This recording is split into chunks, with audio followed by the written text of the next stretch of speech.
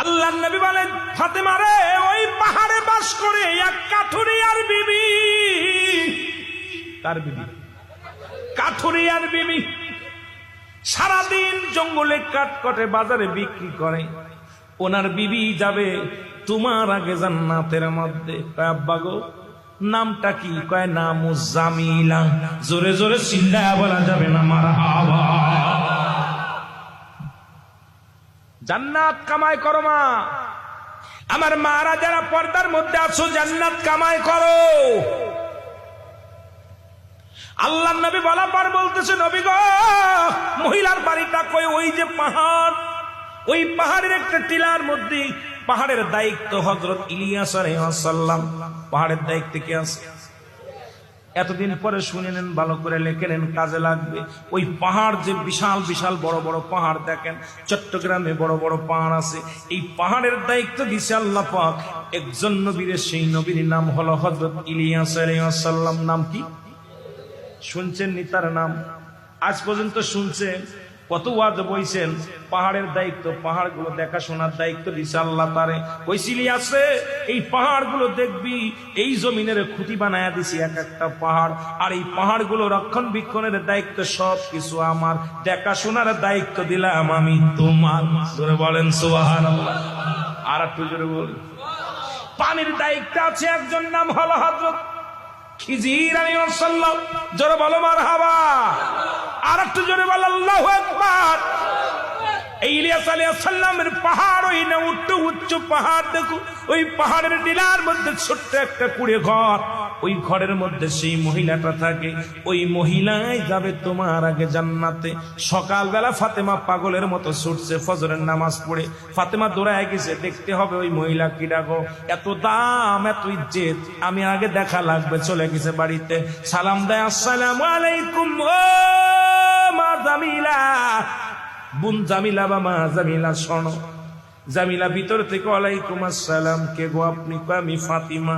কয় বোন রে, তুমি হলে রাহমাতুল লিল আলামিনের আদরের কন্যা, তুমি জগৎ বিখ্যাত মা, তুমি জান্নাতের সরদারিনী, তুমি আমার ঘরে আসছো রে বোন।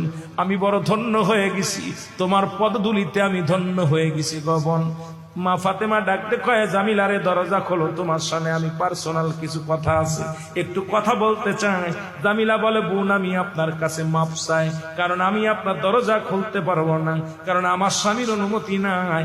আমার স্বামীর হুকুম ছাড়া দরজা খুলে আপনার সামনে গল্প করা সম্ভব না।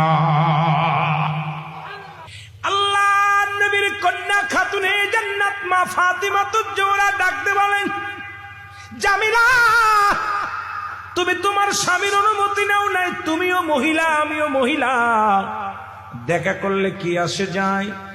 জামিলা কয়, না না, কারণ আমার স্বামীর হুকুম নাই, আপনি আজকে দয়া করে চলে যান। আমার স্বামী যখন বাড়ি আসবে আমি অনুমতি নিব। আমার স্বামী যদি অনুমতি দেয় আগামীকাল আপনার সঙ্গে দেখা করব।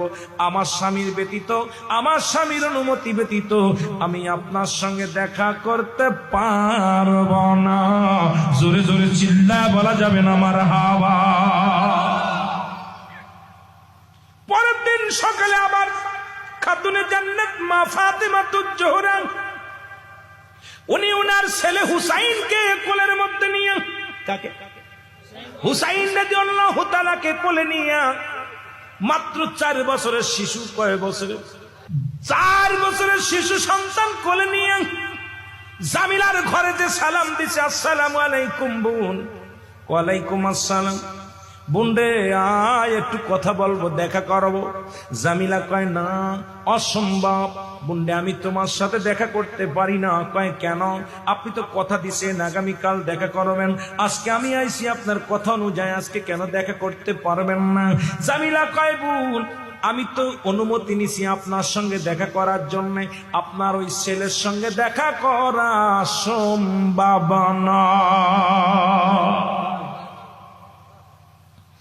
আরে হুসাইনের মা ডাকতে বলে, ফাতেমা বলে, জামিলা ও তো আমার 4 বছরের সন্তান, ও আমার কলিজার টুকরো হুসাইন। জামিলা কয়, বোন রে, ইসলামের বিধান হলো যদি কন্যা সন্তান হয় 2.5 বছর দুধ পান করতে পারবে, যদি মেয়ে ছেলে হয় 2 বছর দুধ পান করতে পারবে।